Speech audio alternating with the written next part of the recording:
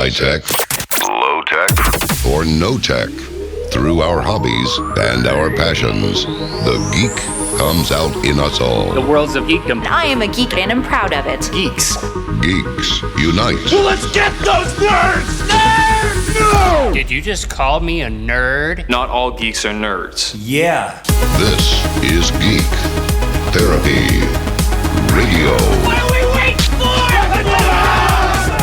And now your mental curator, Johnny Hamburger. Welcome to Geek Therapy Radio. I'm your mental curator, Johnny Hamburger, as always, and I am just twitching in my britches because I'm so excited. I've never used that, LeAnn. I've never used that phrase before. I've got LeAnn on the phone here. She's from Bedrock City Comics. She's actually in the Missouri City store. That's hard to say because I almost said a cuss word, Missouri, and that doesn't make much sense. I think that's everybody kind of refers to us as the Sugarland store. I think it's just easier to say. Right. So where exactly are you located, first of all? We are at Highway 6 and Dulles. We're in a strip center with Star Cinema and Fuzzy's Tacos. So, two of the best things besides comic books. So here's what you do. You go eat a taco, you go watch Avengers, and then you go buy all the comics. Exactly. So it's like a perfect day for us. Right. And that's a perfect, masterful radio show host way to segue into the main question of this segment. So a lot of people are out watching, this is such an understatement, are out watching comic book movies. We've seen resurgence of Spider-Man, of Deadpool, the Avengers, just the list goes on and on and on and on. So there must be a resurgence or a resurgence in interest in comic books. Would you say that's far-fetched, or have you noticed that? I would say there's always been that core group of comic book readers. Mm-hmm. One thing the movies has done has brought us a lot of new readers. People who used to read comic books when they were a kid and, for one reason or another just kind of drifted away from the medium, and now they're back because it's cool to read comics again. Yeah. It's the movies and the TV shows, but especially the movies. I mean, it's a wonderful thing for comic book stores. I mean, we're seeing so many new faces on a regular basis now. That's great. One of the I didn't mean to cut you off, and I'm not saying you're that. Fine. Right. I just get so excited because the name of my show is Geek Therapy Radio, and one of the mantra of the show, the mission statement of the show is that we are all geeks about something. And I've said many times on this show before that geeks are sexy now. So there's no shame, no matter what walk of life you come from, there's no shame at all now. There really shouldn't have been any ever, but especially now when geek is kind of a cool a buzzword, no matter what walk of life you come from, you can walk into Bedrock City Comics or any comic book store across the country and get into comics. And that leads to my question is, let's say there's someone who's never read comics or basically read comics in passing. I would fall into that later category where I've read comics in passing. I've read more as a kid. I don't think the comics I read as a kid really count. I was really into Sonic the Hedgehog. Hi, Sonic has a new book out. See. Okay, so that's getting to my point. Let's say someone is getting into comics, but they don't know where to start. Let's say they've gone and watched Deadpool or Avengers or X-Men or anything. I'm putting myself in the shoes of someone who says, I want to get into comics, but where do I start? Do I just buy the first Superman comic or the first comic that Superman appeared in? Where would you think is a good place for people to figure out where they want to start reading comics? The first step is the hardest step, and that is walking into the comic book store. Mm-hmm. And walking up to any one of our wonderful employees and being like, hey, I'm new to comics, or I'm interested in getting back into comics. Can you help me? Right. It's as simple as that. Most of us are going to ask you, do you have a favorite movie? Do you have a favorite TV show? Do you have a favorite character? And it doesn't matter if your favorite character, you say Batman just because Batman's cool. Mm-hmm. You haven't read a comic in 50 years, it doesn't matter. Batman is still cool. Batman is universal. Right. And so we're generally going to kind of steer you towards the newer storylines where you don't have to know 50 years of character development to jump into a story. Okay. There's Batman right now. There's a big, cool storyline going on in Batman right now. Batman's getting married. He's finally popped the question to Selena Kyle, and him and Selena are getting married on July 4th. Oh, wow. There's some good stuff. I mean, there's, obviously there's, I think it's going to be issue 50. There's 49 other issues out there that, yes, you can read and to get caught up, or I feel like issue 50, why not just jump in like you're a guest at their wedding? Jump in with that issue and kind of go forward with the new comics. And then as you have the time and the money, start getting back into the older stories. That's actually a really, really good point. That's something that I was almost afraid to admit to myself. And in that, maybe the best way to jump into comics, if you want to start reading comics, is to, like you said, pick whatever character, whatever story you feel is coolest. And the daunting part is, well, should I go back to the very beginning and read 200 things that caught up? But you're saying, just join them at the wedding. If you're interested, just take the plunge, jump in, and start reading the comics right there at kind of a pivotal moment in that comics universe. And that makes total sense to me, because once I'm geeking out. I'm putting myself in the shoes of someone getting back into comics or getting into comics for the first time. You read a few of the comics after, leading up to and then after the wedding, as you said. Exactly. And then as you get immersed in the story, I think it just kind of naturally takes over that you want to start collecting the earlier stuff. And maybe you don't need to be so afraid of, well, if I'm going to start collecting, which one should I start? Like you said, it should be the one that you can afford. Maybe it's not the perfect... The one you can afford, and, just the one you're the most interested in. Right. We have Image Comics, who you might have heard of Image Comics from back in the 90s. They were big. They were kind of like the alternative to DC and Marvel at the time. Todd McFarlane did Spawn. There was Savage Dragon was coming out at the time. So they were still pretty much focused on superheroes, but non-traditional superheroes. Would you think, since you mentioned Spawn, I can't remember if I brought this up on my show or not, but I remember seeing Spawn, was that 1995 or so? Yeah. Mid-90s? Was it 95? Do you know? It probably is about that time period. That sounds right. Okay, so that was the first, and correct me if I'm wrong, which I fully invite you to, and I kind of hope I am wrong. Was Spawn kind of the first dark, violent comic book movie, which paved the way for movies like Deadpool and Logan and such? Logan's one of my favorite movies ever. I don't know. I do know it was a dark movie, but it also had some lighthearted moments. And it almost feels like, if you go back and watch the very first Batman movie, that's kind of a dark movie. Right. What I'm more getting at is the violent aspect, like the R-rated, because one of the reasons probably was the first R-rated. Right. So, and maybe perhaps it's arguable, and we're kind of getting a little tangent, but that's what we do here. That's what we do here all the time. Right. Maybe it's, since Spawn worked to some degree, it's a cult classic. I can't remember if it was a box office smash or not, but without Spawn, perhaps that kind of set the stage so that a movie like Deadpool would work, so that audiences would actually go see an R-rated comic book movie, because there's when you put an R rating on a movie, you're eliminating half the audience that can potentially see it. But we saw with Logan that it was rated R, because I always wanted to see, and this is just maybe the carnal side of me, I'm not a violent person, but like every time I watched an X-Men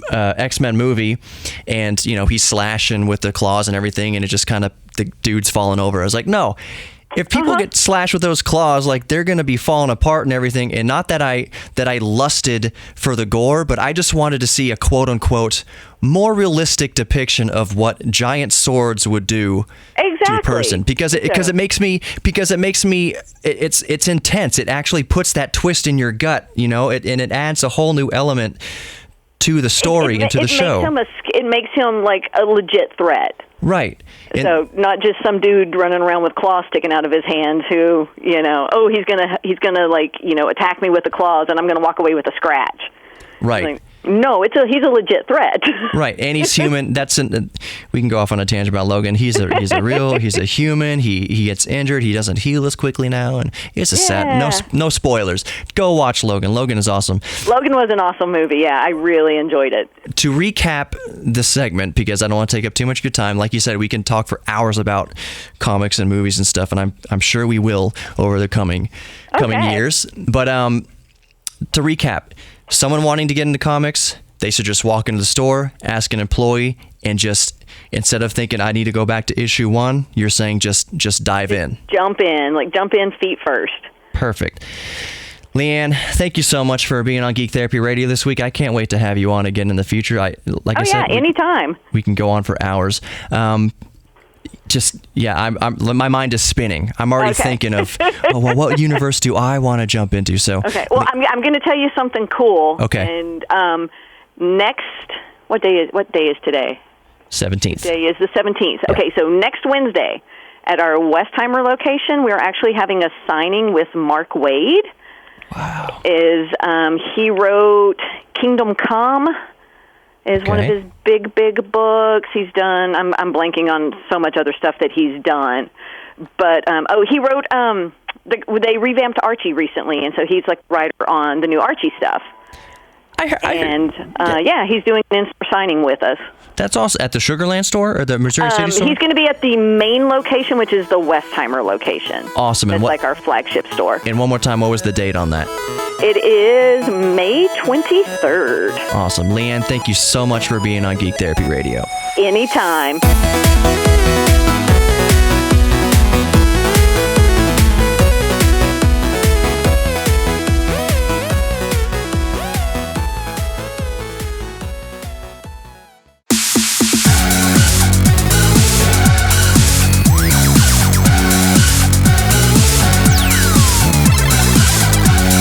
Welcome back to Geek Therapy Radio. Johnny Hamburger, mental curator. I've got a special guest who you may remember from a very early episode of Geek Therapy Radio. I think it was a single digit.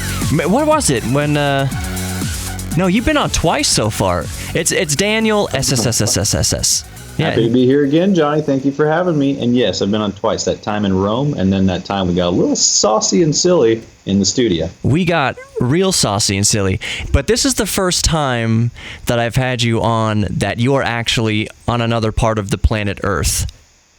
Yeah, I'm not even sure I'm on planet Earth. I'm in New Zealand.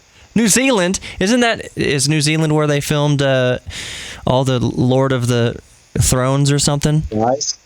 Lord of the Flies. Yeah, Lord of the Rings. Yeah, it's down here. In fact, after this project is over, some of the guys are going to go down to Hobbiton to go check it out. Wow, that's pretty cool. I didn't even know we were going to talk about Lord of the Throne Flies on Geek Therapy Radio this week. But I'm just just saying that this is the first time. This is your third time on. You're not in the studio next to me. You're across the planet. But it still sounds pretty good. Thank you. Thanks to the magic of Skype. And Dan, I'll just get right into it. I don't want to take up a whole ton of your time. I know you're technically on a job right now, but it has to do with your line of work. So real quick, just basically tell everyone the field that you're in. I've been trying to figure out what field I'm in, Johnny. I'm in left field. I have no idea what I do, really. Okay.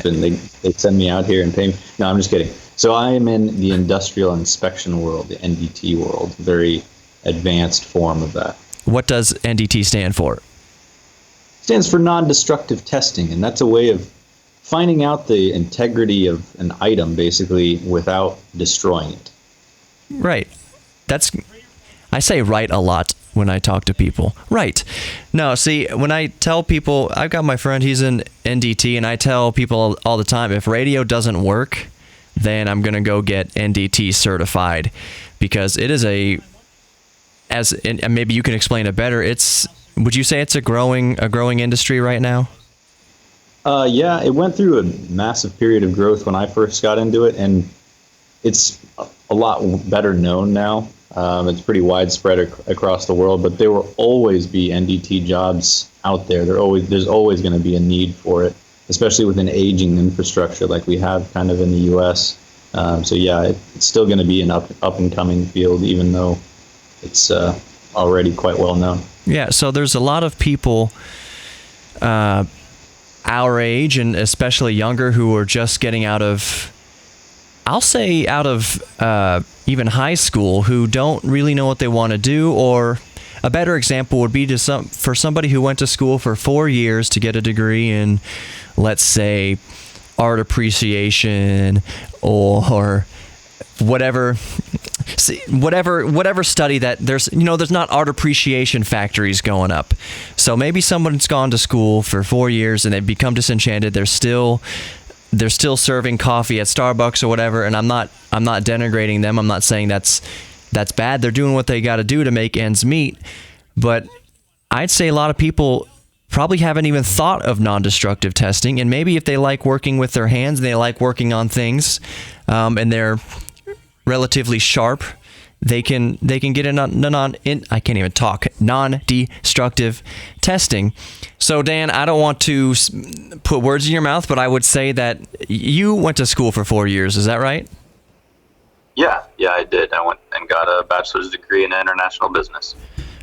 That's a great degree. But we lived together for a little while, and at what point did you decide you wanted to get certified in non-destructive testing? What made you want to do it, take the jump? Well, as you probably remember, I graduated in July of 2008, and pretty much I graduated, and the next day the economy fell apart in the world. So yeah. I worked kind of a dead-end job, as you probably remember, in Houston for like a year, and then I decided that I needed to make a change, go back to school.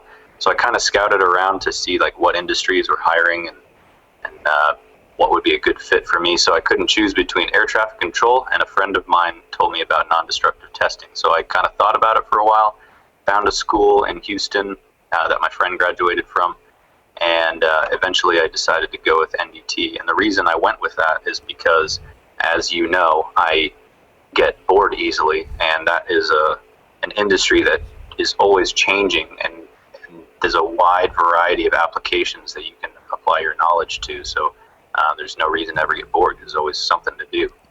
And also, you like to travel, so the company you're with has you traveling, because I applied to the same company a while back, and you were warning me, or just letting me know the realities before I even applied. You said when you're looking at the application or whatever, it's going to say must be willing to travel up to 60% of the time. You said change that number to like 80 or 90%, and that's probably more on average. So if you really like to travel, NDT could also be up your alley. Yeah, for sure. That doesn't mean all NDT jobs require travel. Some of them can be local as you want it to be. But I like to travel around the world, so this really applied to me, or really appealed to me. Yeah, I know there's some people, like machine shops, I know some of them have NDT just on retainer. They hire full-time non-destructive testers to test turbine fins, to test pipes and welds and all sorts of stuff. So, like you said, you don't have to necessarily go into the field and then be so far away from your family and loved ones. You can get a non-destructive testing job and stay more locally. Yeah, definitely. Yeah, and airports too. That's another big employer of NDT. You can just stay locally and work for an airport or an aviation company, Boeing or something like that. See, that's really cool. What I wanted to get into, what I wanted to ask you is, I've been reading a lot of articles about, and this is not a strange subject to anyone involved, or to anyone who's had their eyes open, not just people involved in non-destructive testing, but just the general public.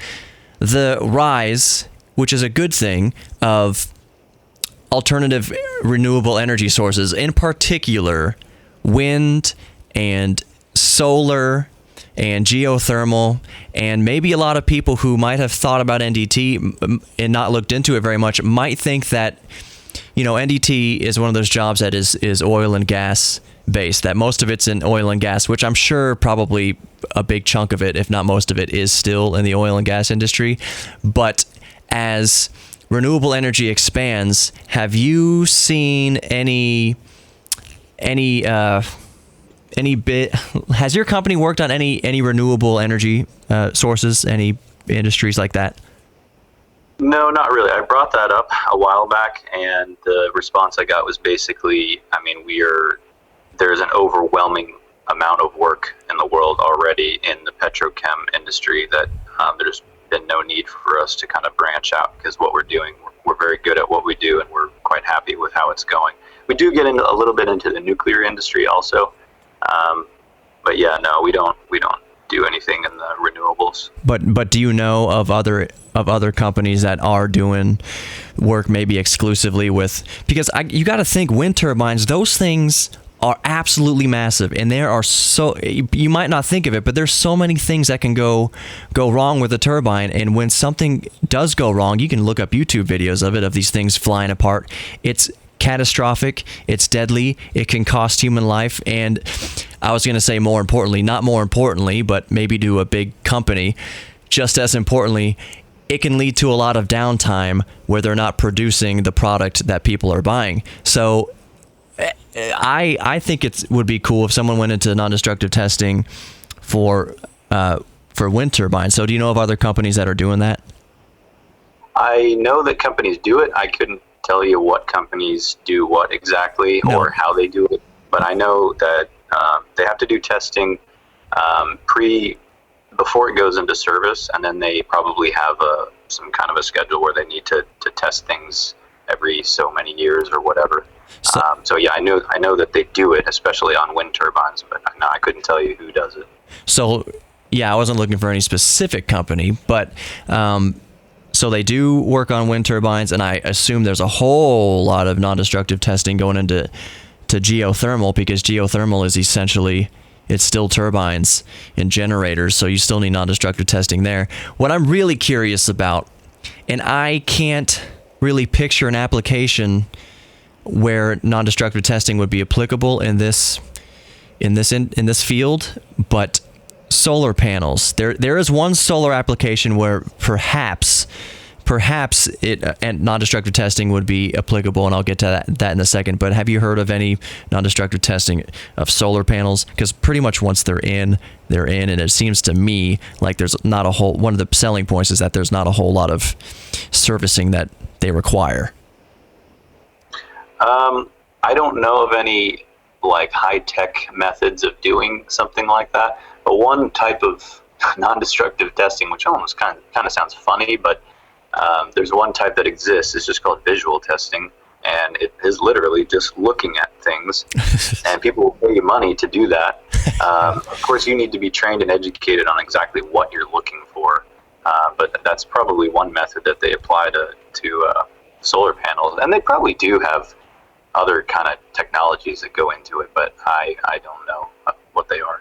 That sounds about accurate. I mean, surely they have technicians walking up and down the arrays, checking for cracks and checking for corrosion of the wires or bird crap on the panels that will affect solar output. But there is a solar application of generating electricity, which I would imagine does employ lots of pretty much traditional non-destructive testing. That is, how do I explain it? What they're called solar generators, or I'm blanking out on exactly what it's called, but it's basically a big field of mirrors in a desert, and they're all aimed at one giant water tower, and it creates steam, which turns turbines. And anytime you have a turbine, anytime you have lots of blades and fins and metal pieces moving around, that's probably where you would have more traditional non-destructive testing. Yeah, absolutely. In fact, I mean, it was a different application, but the very first contract I ever took when I got into the NDT world is, very different than what I'm doing now. But I was sent to New Mexico to look at the blades on a big, this was a gas turbine. But it was a great big thing powering like an entire town out there in the desert in New Mexico. And we tested it and found that every single one of the blades were cracked They were breaking and to a dangerous point, and they ended up replacing all of them, and it cost them a lot of money, a couple million or something like that. Yeah. That was the bid on that was the quote, a couple million. But and that sounds like a lot of money, and it is a lot of money. But on the other side, that company can either choose to pay a couple $1 million to have everything continue, up and running, or it can lose billions by being shut down. And therein lies why non-destructive testing is so important and such a good field to get into. Yeah, absolutely. I mean, in some applications, you're saving people's lives. So these big units and things can break down and explode, and it can be dangerous. So by preventing that, you're saving people's lives. And then also, even if there's no lives involved, you're saving companies big money. You can anyway.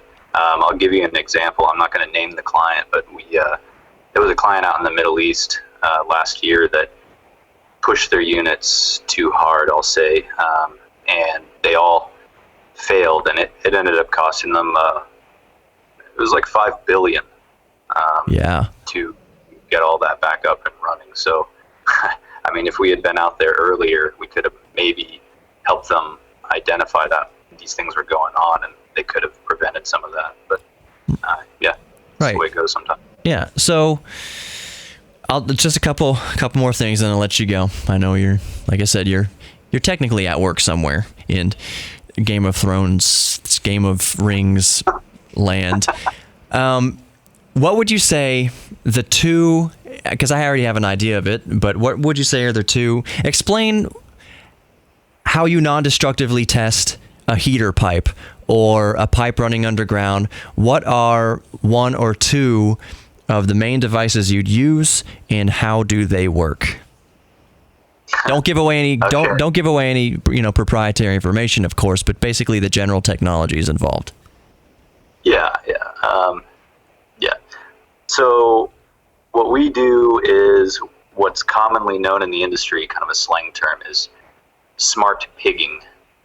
Why this device started to get the name pig, I don't really actually understand where that originated from, but that's what it's called. So we basically have a device that we place inside of pipelines, whether it's like a cross-country pipeline or a coil that's within a heater in a refinery, like a crude furnace or something like that. And it gets pushed through the unit, usually with water. And on board this unit that's going through there, it has ultrasonic transducers, similar to what a doctor will check a pregnant woman, looking at the baby before it's born. It's basically the same technology that we use, except instead of looking for little metal babies, we're looking for corrosion and things in the pipes, potentially, that could burst open and cause problems. Real quick, has there ever been a case where someone's been doing a scan, not necessarily you, and a human body part has been wedged in a pipe somewhere? Because you're talking about, I didn't want to say like a baby stuck in a pipe, but there could be, what's blocking the way? Maybe some guy got their arm cut off or their hand cut off, and it's just kind of lodged in the pipe. Have you ever heard of that happening? Any sort of not genetic material, but any sort of biohazard, human biohazard? Has there been any of that in a pipe that you know of or ever heard of? No, I've never heard of a human or human body part in a pipe that was found. We've found other foreign objects in there, but no, never a person.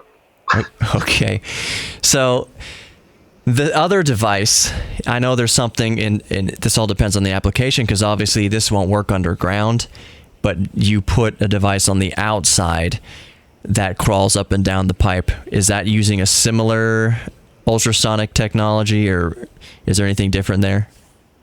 No, yeah, that's a different technology and different application. So that's something we use on reformer tubes. Reformers are units in refineries that run at very, very high temperature, so they're therefore very volatile, and the main damage mechanism is that the tubes will actually expand until they burst open, and then they make a big boom. The big boom. we have a device that clamps onto the outside, and basically it'll automatically travel up and down, like on these wheels, basically, and it's measuring the diameter as it goes up and down to make sure that it's not expanding. And I'm sure it's measuring the diameter to the nano inch or nanometer or something like that. Yeah, it's down to fraction of a millimeter. Yeah, very, very high resolution, which is important because that little fraction of a millimeter could be not just the difference between productivity and downtime, but loss of human life. So that's why it needs such a high resolution. But Dan, once again, we were getting out of the segment. Thank you very much for being on Geek Therapy Radio. Thank you for having me again. It was a good time talking to you, and I hope to see you in the summer sometime over in Europe. We can do another show at some exotic location. Yes, let's do that.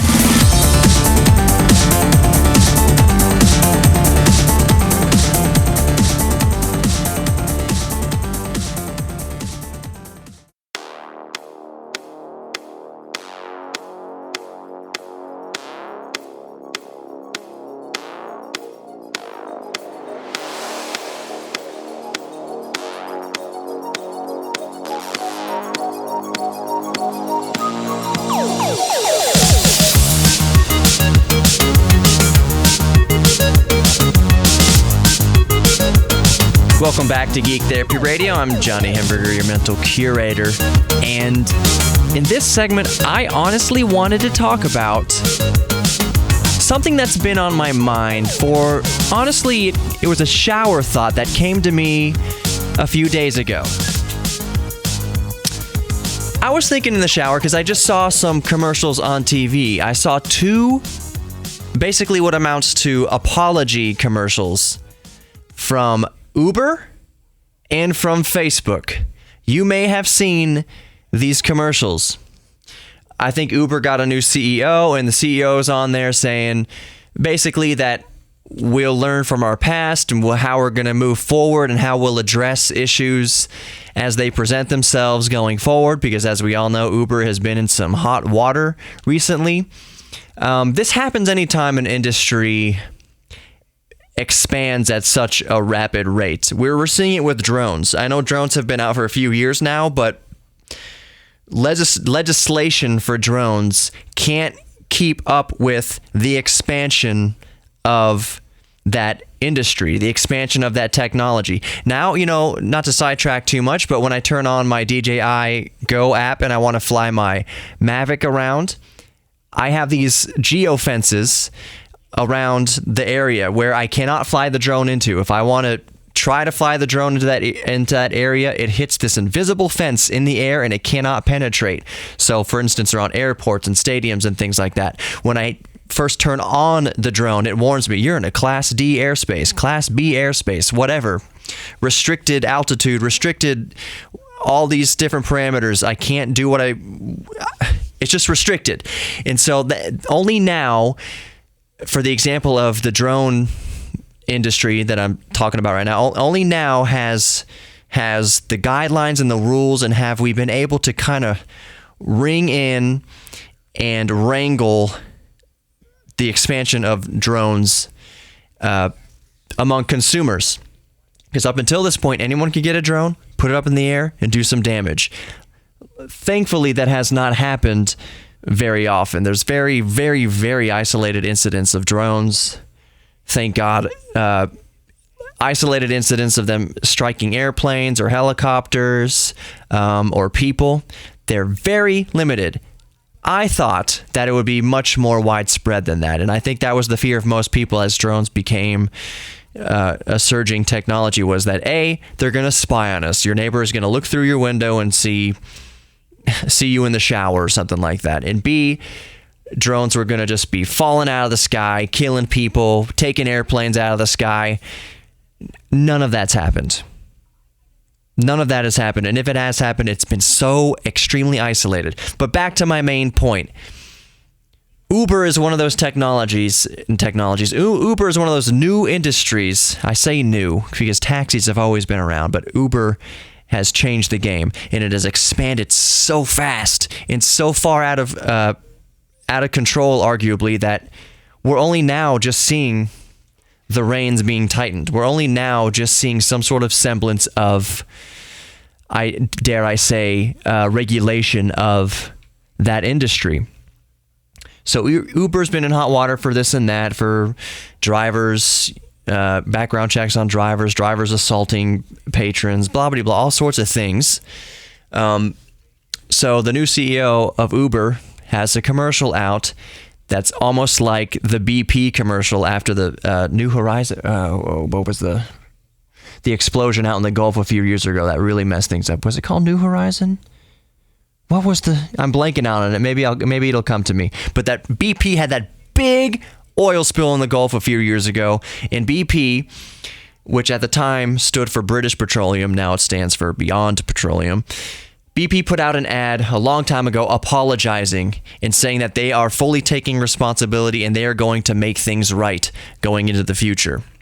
This is basically what Uber has done. The CEO has come on and basically made the same type of commercial. Look, we've had some growing pains. We are addressing known issues that we must face going into the future to make things better for not only our drivers, but for our patrons. So it's basically the new CEO stepping up and saying, I know we messed up, and I know this is kind of out of control right now, but we are more than willing to work, and we will do our part to navigate this new landscape in which services like Uber and Lyft occupy the retail space and have changed the way we commute. I was going to say forever, maybe not forever, but for at least this time in history. The other company that has put out a commercial similar to that is Facebook. And while the Facebook commercial isn't Mark Zuckerberg talking to Americans or talking to the world, it's a voiceover. It's some sort of, I don't know who they hired to do the voiceover for the Facebook commercial, but it's basically along the same lines. Because if you remember, Mark Zuckerberg testified before Congress a few weeks ago for breaches of security, potentially swaying U.S. elections, working with Russia, or making it very easy for outside governments to influence U.S. elections. Mark Zuckerberg took the stand. We've all seen the memes. We've all seen the pictures and the jokes of him sitting there like a robot, taking and answering questions from Congress. So Facebook has released this commercial along the same vein of Uber, along the same vein of BP before them, saying, basically, look, we know that your privacy is a major concern. It's a concern of ours too. We know that your information, your data, and everything you do online is supposed to be private, or as private as you want it to be, as private as you make it. So they're going to do their part in working towards a better future for Facebook that respects the boundaries of the individual, that respects their identity, that respects their privacy, that respects the data they put out onto the internet. That's basically what the commercial addresses. Now, here is my thought. Here's what it sparked in me. Here's the realization that came to me in the shower. I believe that right now, maybe going as far back as, not that far back, 2017, 2016, let's call it 2016 with the election in 2016. Let's say from this period, 2016 to 2020, I think we'll look back in 100 years to this period of time, this 4-year span, as being a turning point. A turning point just like Marconi inventing the radio, a turning point just like TV, a turning point just like telephones, a turning point just like the internet, just like electricity. It's going to be one of these monumental turning points in history that over these 4 years, this span of 4 years here, 2016, 2020, this is when it starts. We have this massive new universe of data collection from Facebook, and we have this massive new universe of artificial intelligence, Google. And right now, they are colliding. Right now, we as human beings, we as a species, we as a society are navigating this brand new, bold frontier of privacy issues and artificial intelligence. Even last week on the show, I mentioned, we talked about Google Duplex and how naturally it mimics, this artificial intelligence mimics human speech patterns so accurately, even right now, so humanly, even right now, that even though you know it's artificial intelligence, it's still hard to tell that it's artificial intelligence. And if you're hearing it for the first time, there's no way you know it's artificial intelligence. You assume it's a human. And I went on to say that, for instance, it learns speech patterns. It'll learn your voice. So you could type up a speech for Donald Trump, then hit play, and a perfect representation of Donald Trump will say the speech. Will read the speech line for line, and it'll sound exactly like Donald Trump, because artificial intelligence and AI and data mining has so many sound bites of Donald Trump talking that it will be able to accurately model his voice, aka your voice, my voice. So we are in this new frontier now of data collection, of privacy concerns, and artificial intelligence that is going to vastly and greatly reshape our future from here on out. It started in 2016. It's coming to a head here between 2016 and 2020, so that by the time we get past 2020, we will have hopefully started to navigate and manage this new frontier of artificial intelligence and data collection the best way possible. I say this word on the show a lot: ramifications. We will navigate and absorb and internalize and basically go forward into this new horizon like children again, like children of the future. Doesn't matter how old or young you are. I keep pausing because it really is that profound. And I'm not saying this as a conspiracy theorist or a doomsdayer, not at all. If you know me, you know that my outlook on the future is actually quite bright. I'm reading Ready Player One right now, and I don't like dystopian stories. I mean, I enjoy reading them. I do enjoy them, 1984 and Ready Player One, and there's all sorts of take your pick of dystopian novels, dystopian movies, dystopian stories. I like that for an entertainment value, but I don't like... There's an air of presumptuousness, just presuming that human society is going to devolve rather than evolve. So going into this new frontier of artificial intelligence and data collection and privacy all colliding right now within this 4-year span, 2016, 2020, going into the future, I think it's bright. I know I'm rare in this. I know I'm so rare according to everything you see on the internet. I do have faith in humanity that we'll figure it out, that we will navigate these new waters, that we won't capsize in this brand new, undiscovered, uncharted ocean. I think we'll get through it. I think the world will be better. I'm not saying Google's going to make it better. I'm not saying Facebook's going to make it better. I'm just saying we as a society are going to start reining in, keeping this technology in check. So I think we're going to be all right. In the end, I think we're going to be all right. And we're going to look back to 2016, 2020 as the moment in history when everything came to a head and we really started buckling down on how to ethically navigate this new frontier. We'll be right back with more Geek Therapy Radio. Stick around. Make sure to go follow all the stuff on social media at Geek Therapy Radio for Instagram and Facebook, at Geek Therapy KPRC on Twitter. And with that, just stick around for another minute and we'll be right back.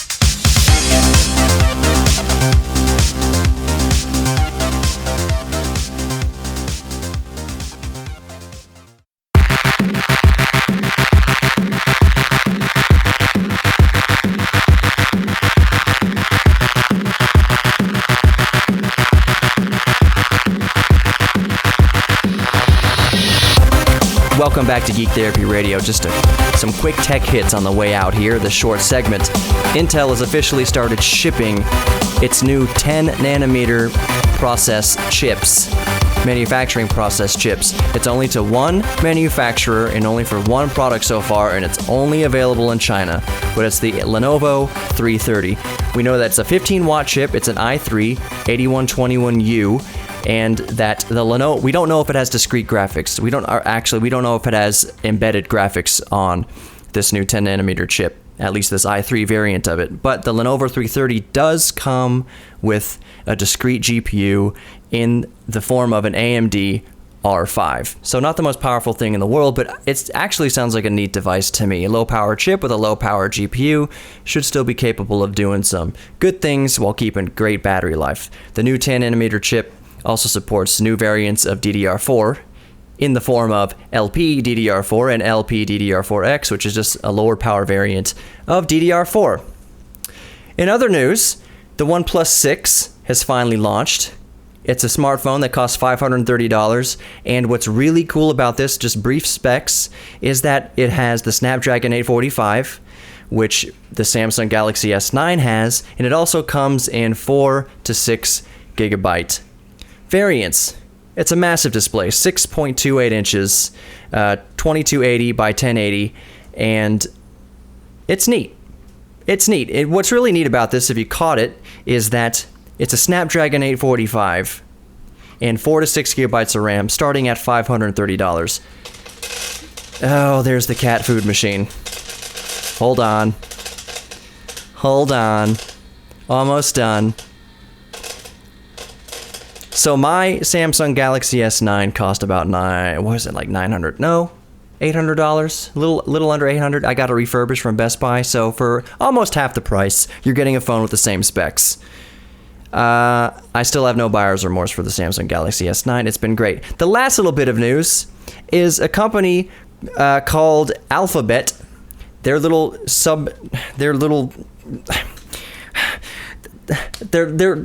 a division of Alphabet called Verily, and it's developed a smart diaper that will send a text or a notification through Bluetooth or Wi-Fi to your phone or your smartwatch to let you know when your baby's gone number 1 or number 2.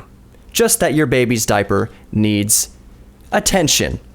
Welcome to the 21st century, folks. Be sure to like, follow, and subscribe all the Geek Therapy Radio social media, Instagram, Facebook, YouTube, Twitter, all that good stuff, and I'll see you next week.